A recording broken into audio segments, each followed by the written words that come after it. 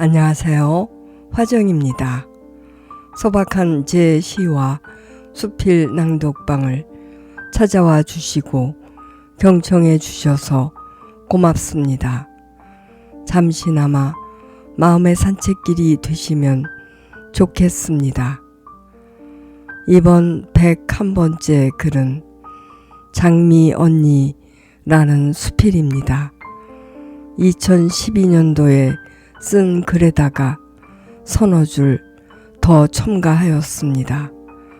장미 언니는 저보다 12살이 많으신 컴퓨터 교실 친구이면서 대모님이셨습니다. 들어보세요. 장미 언니. 용인 아파트 밀집 지역에서 자동차로 10분 정도 거리에 울창한 숲이 있다. 숲속 여기저기에 숨은 듯 지어진 빌라를 찾아가는 중이다. 여기에서 쭉 가시면 삼거리를 만나고 사거리를 지나서 다시 삼거리를 만나게 됩니다. 거기에서 좌회전하셔서 첫 번째 왼쪽 골목으로 진입하여 첫 번째 집입니다. 분명 입구에 위치한 경비실 아저씨의 말을 귀담아 듣고 따라서 반복까지 했건만 차 바퀴가 몇 번 돌기도 전에 우리는 방향을 놓쳤다. 좌회전인가 우회전인가 중간중간 표지판이 있으려니 여긴 우리의 잘못이었다. 파크 힐이라는 목표지 팻말을 발견하기는 했는데 그 다음이 속수무책이었다. 숲속에 숨어있는 골목길은 너무도 많았다. 물론 전화 한 통이면 즉석에서 해결될 문제였으나 우리는 오기를 부렸다. 한번 찾아가 보겠다는 별 이득도 없는 오기 말이다. 장미 언니를 찾아가는 중이다. 일원동에 사시다가 용인으로 이사하셨다.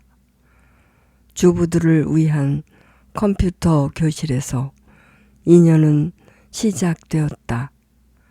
포토샵 시간에 사진을 합성하는 방법을 배웠고 선생님께서 숙제를 내주셨다.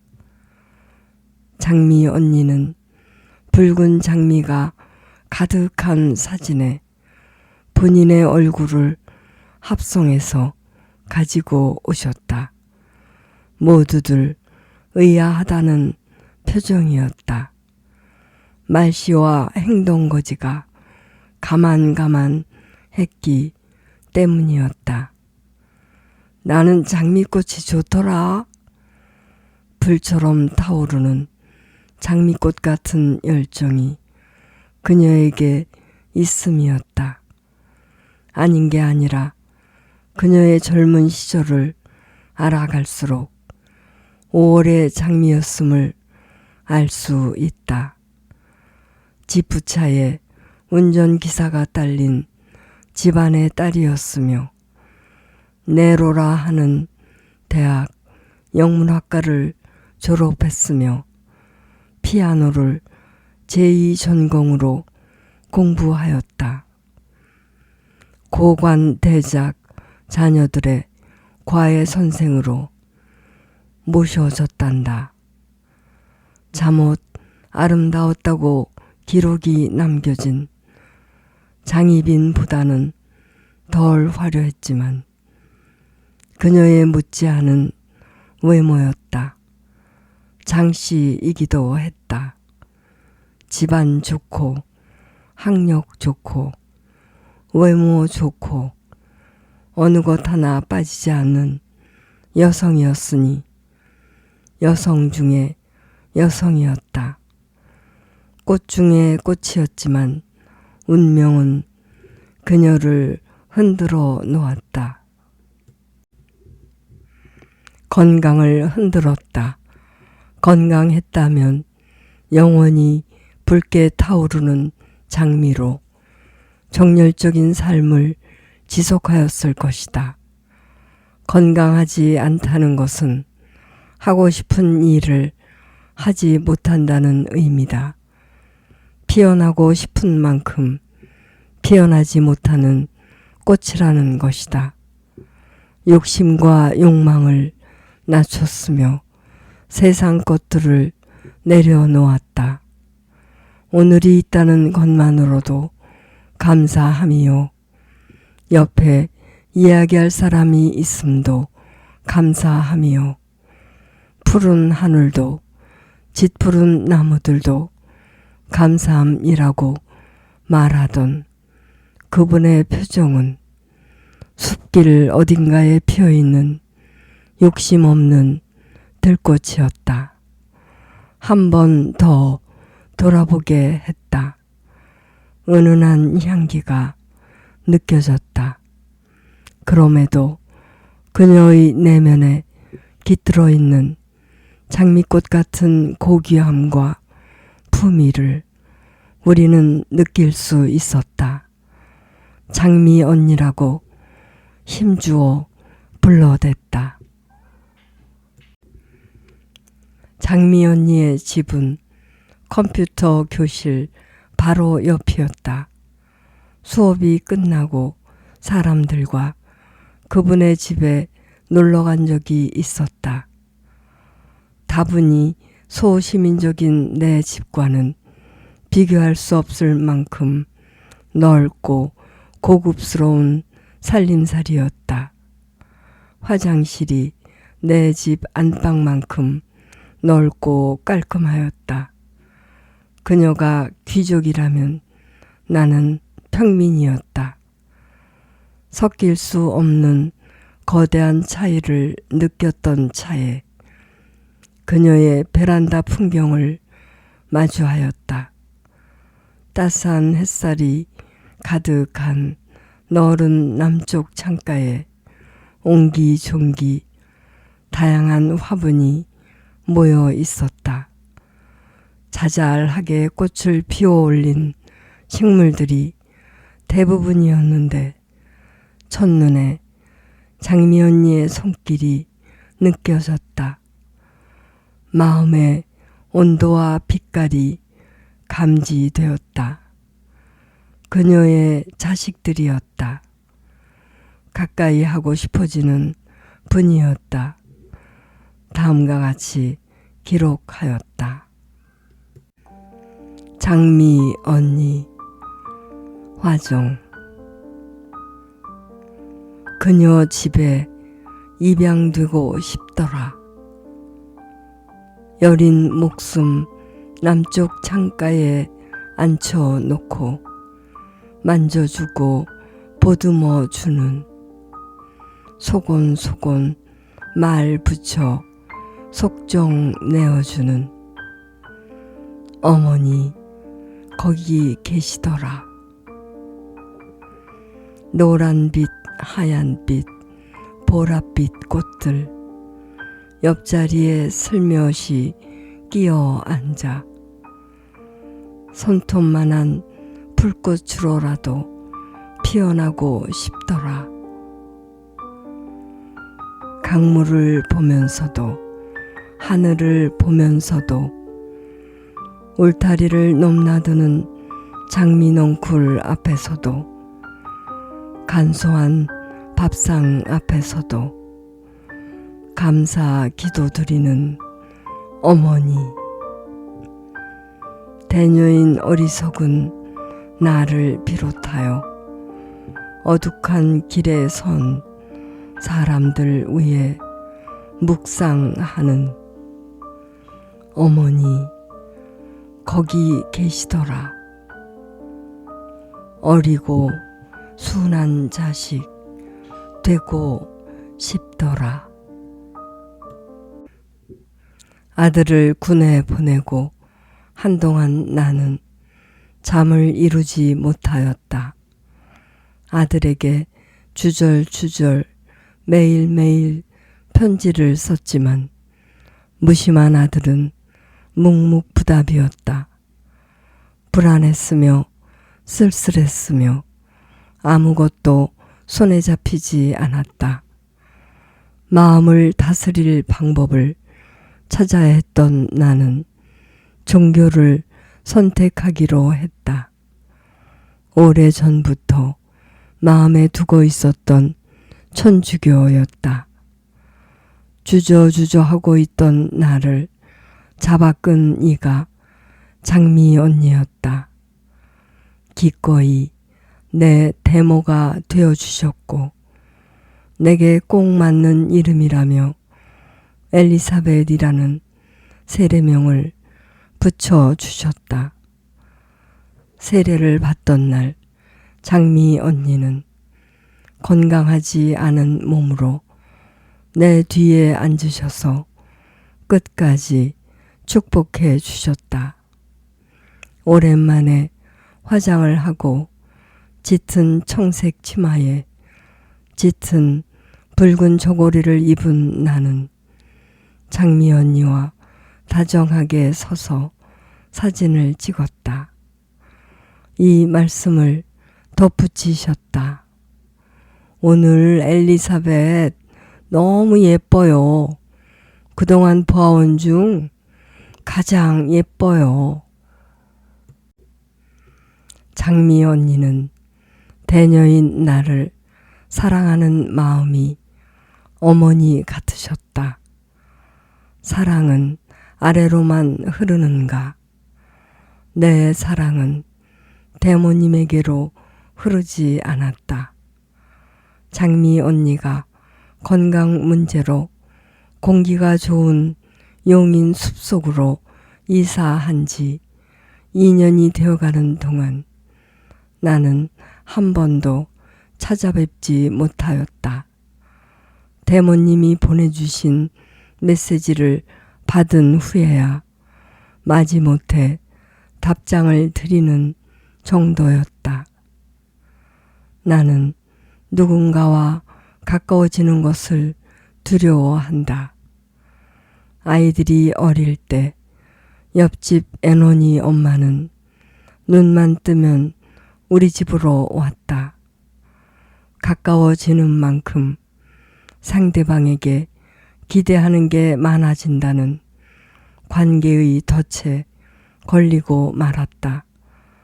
서로에게 섭섭함이 늘어갔고 결국은 말을 나누지 않는 사이가 되었다. 그 뒤로 나는 누군가와 가까워지지 않으려고 애쓴다. 나를 알고 있는 사람들은 이렇게 말하고는 했다. 친해진 듯 한데 가까워지지가 않는다고 말이다. 대모님과의 사이도 그러했다.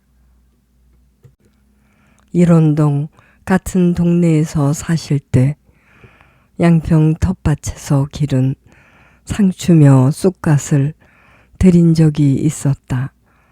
물을 충분히 주어 길렀으므로 시중에서 팔고 있는 야채와 비교할 수 없을 만큼 부드럽기는 했지만 그분이 그렇게 좋아하실 줄은 몰랐다. 특히 쑥갓이 입안에서 녹을 만큼 부드럽고 향기로워서 가장 멋진 선물이라고 말씀하셨다. 올해도 상추를 비롯한 채소들이 텃밭에서 무럭무럭 자라나고 그 채소들을 먹을 때마다 장미 언니를 떠올렸다. 가져다 드리면 엄청 좋아하실 텐데. 매번 나는 그렇게 중얼거렸다.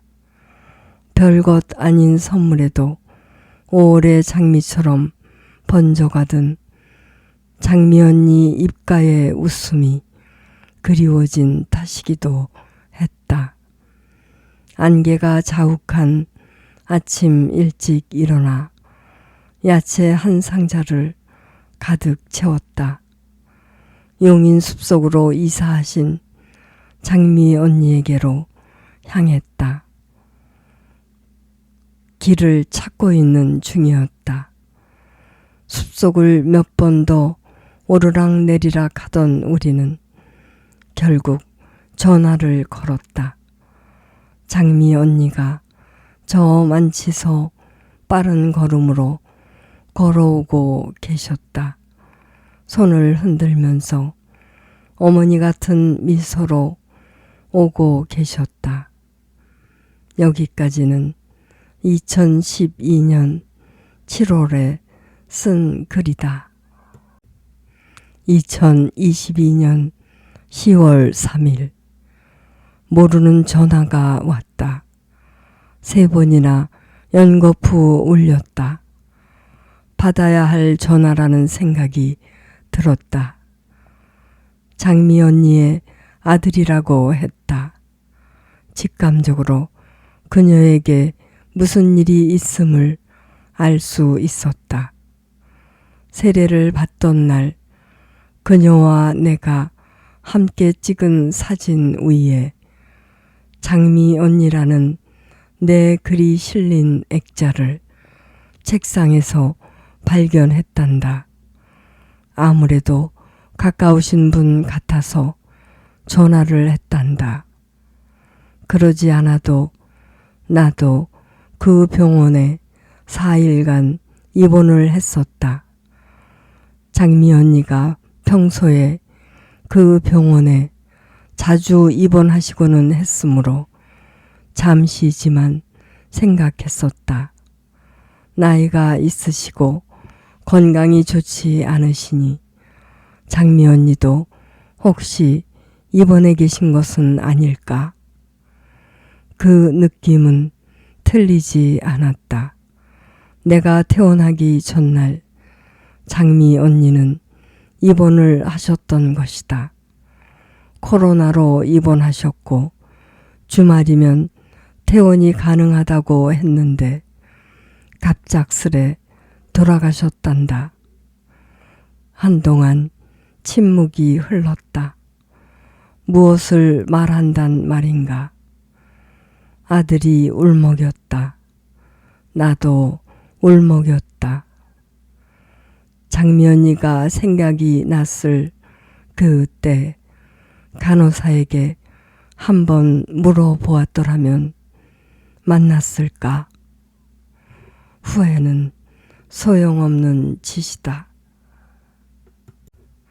인터넷 공간에 루르드 성모회라는 성모님들을 만드셨던 당신, 300명이 넘는 교우들과 믿음과 사랑을 나누셨던 당신, 그곳에서 온유하고 지극한 사랑의 향기를 잃지 않으셨던 당신, 당신의 따스한 거실 창가에 한 송이 불꽃으로라도 입양되고 싶다던 저를 다독여 주시고 믿어주셨던 당신, 로사님, 그렇게 서둘러 떠나시다니요. 평화로운 미소 머금으시고 저만치 가시나이까, 저만치 가시나이까. 언젠가 연필화로 그리셨던 보랏빛 들꽃잎 하늘거리는 길을 따라 저만치 가시나이까. 안타깝고 서럽습니다.